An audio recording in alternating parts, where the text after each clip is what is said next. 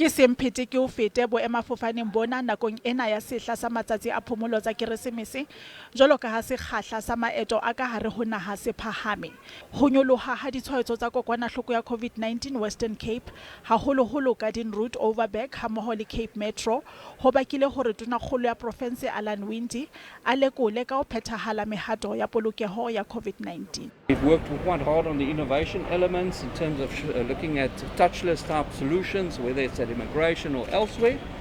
And we also have, with the Department of Health, capability in terms of testing capability for test and COVID testing, and how that supports us in terms of processing of passengers.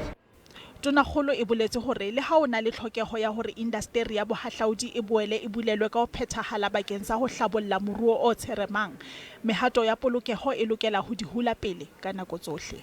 I've also asked the President for harsher protocols within the lockdown regulation, within the disaster declaration, and they obviously have said they'll look at that. But from our side, a business like that, we will also have a look at what are those consequences. Do we remove your license? Do we remove your liquor license? What are those consequences?